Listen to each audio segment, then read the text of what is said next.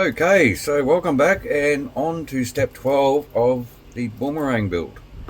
So, assembling the front uprights. Before I do anything, I just wanted to mention this is the actual part tree that the uprights came off. And I was just reading the moulding. You're going to be able to see it.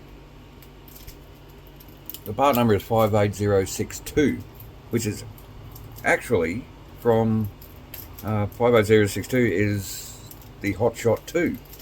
Now, the original Boomerang kit was 58055. So I'm guessing, I don't know this for sure, but I'm guessing that they superseded the original Boomerang uprights. Or they replaced them with the Hot Shot 2 uprights for the re-release kit in 2008. If anybody knows for sure, please leave a comment and let us know. But I thought that was interesting that it had parts from an actual younger car in the kit. So all that aside, let's get building. Putting our uprights together, we have these uprights themselves. Now these are symmetrical, they can be used one side or the other. And we have these metal plates that are pressed and tapped. I'll talk about more of them in a minute. And these are plastic E9 parts, and then our ball screws that get threaded into the top and bottom of the upright. Now the upright here is already tapped to accept the M4 thread from the ball connectors. However, these parts aren't tapped for the steering ball connectors. So after our last kerfuffle with the ball connector almost stripping out, I'm actually going to, I have an M3 tap in my old drill here, and I'm just going to run the tap through these holes, and that's going to make it a lot easier. It's basically going to guarantee that those ball connectors are going to go in straight and true, and we won't have any trouble whatsoever. Now, if you're ever doing this with a drill, it takes a bit of practice, but you really have to hold the tap straight, because if you tap on an angle, you're actually cutting a deeper thread on one side of the hole, and the other side of the hole ends up with no thread at all. So I am going to install our ball connectors first, and now that we've tapped it out, it should be just a matter of, look at that, straight in, and we should be able to put a little bit of torque on that. Really doesn't need much. Now second one, straight in. That's so much easier, isn't it? I realise not everybody is going to have a 3mm tap, or even a tapping set, but if you can get yourself one, I'd say probably an M3, an M2, maybe an M4. They really do come in handy sometimes. Okay, now these pressed metal plates, they all the holes are pressed. I'm not 100% sure how they form these holes with the tapped threads, but they are still they're still pressed. These need to go. You got a smooth side and a rough side. So the rough side needs to go towards the upright. That'll make it so much easier for these 2mm screws and that 3mm screw to go in later on. So for this one, we're going to need a plate like that, and then one of these E9 pieces. They have 3 pips on the outside, which correspond with these three other holes here, so that the other 3 holes line up with the actual threaded holes. You don't have to panic about that too much just yet.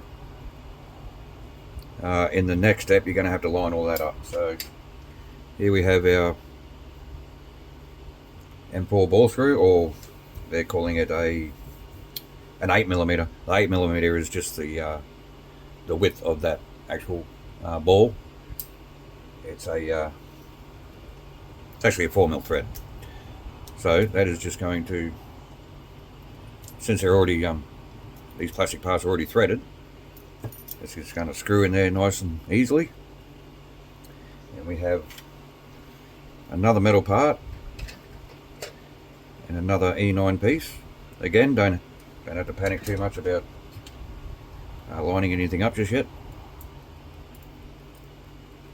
And even though these are pre-threaded, you still have to make sure you screw them in straight. So you can still, and don't get the metal part caught under. There we go. Because you can still damage the thread if you're screwing in on an angle. So there's that upright. We'll just do the same thing to the other one.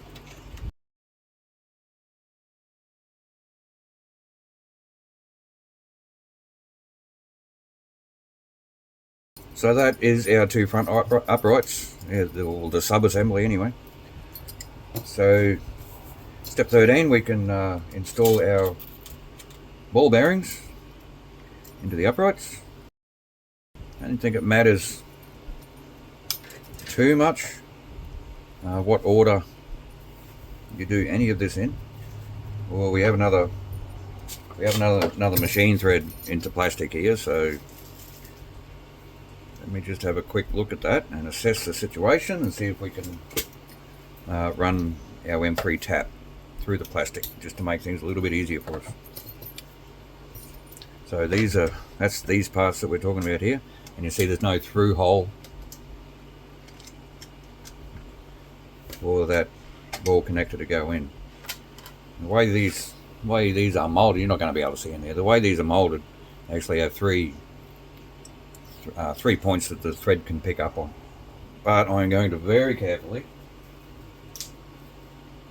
just get the thread started. Wait for it to take up. And back off. When I mean take up, I mean the tap reaches the end of the hole. It won't want to go any further. If you keep, I wouldn't recommend doing this if you haven't had a lot of experience with tapping threads. But if you had a pin vise where you can do it by hand, that would be just fine. So we are going to, now that we've established our threads, we can just screw in our ball studs, and it just makes things a lot easier to get started. I would recommend doing this by hand though. Don't use a power drill like you just saw me do, unless you have a little bit of experience and you're actually confident in what you're doing. So now we're at that. Okay, so that side and that side. Now we have to assemble all these parts together. Now these can be a little bit tricky, lining up all these M2 screws. So I think I had issues with the Fox. This is almost identical to the Fox, actually, the Nova Fox front end. So I am actually going to install the countersunk screw first.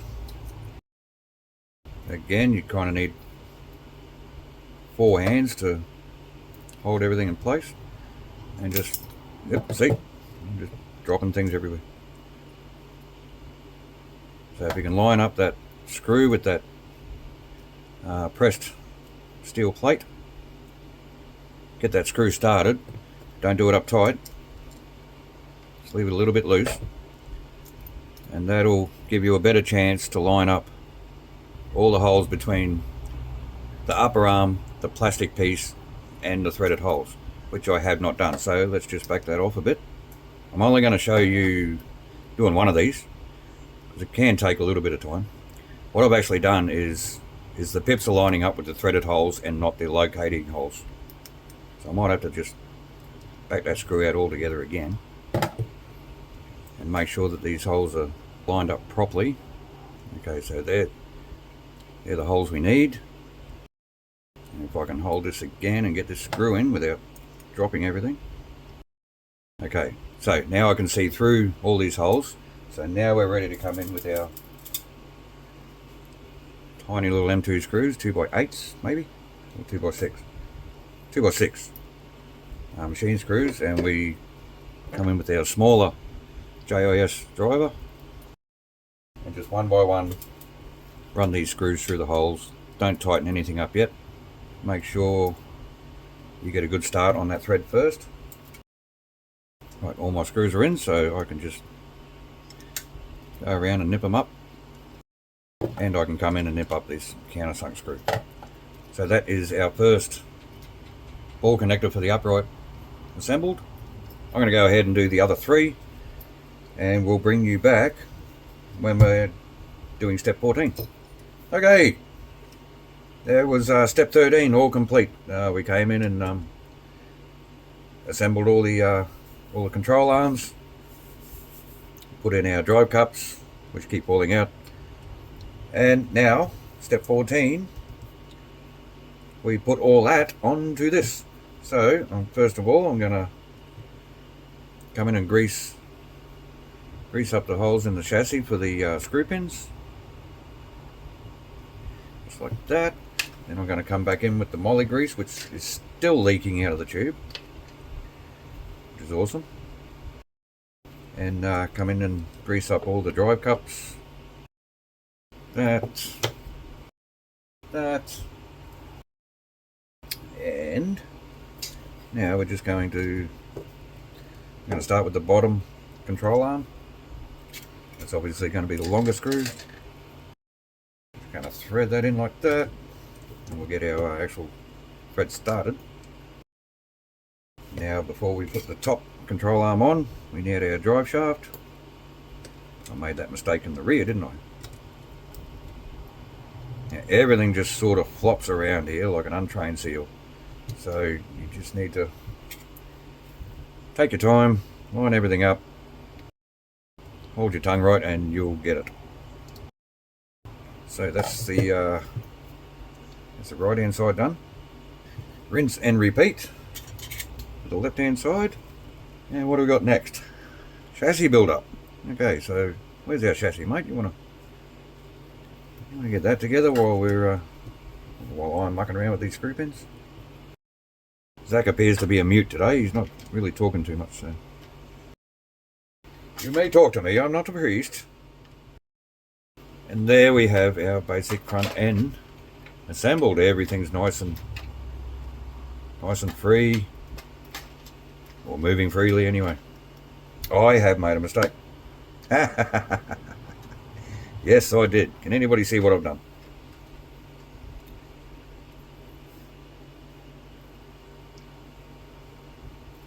Yes, that's right. But it's not a big deal. So these ball ends need to go underneath the steering arm, not on top. So it's purely just a matter of I put the wrong side on the wrong side, I think. But it's an easy fix. All we have to do is take them out and thread them into the bottom.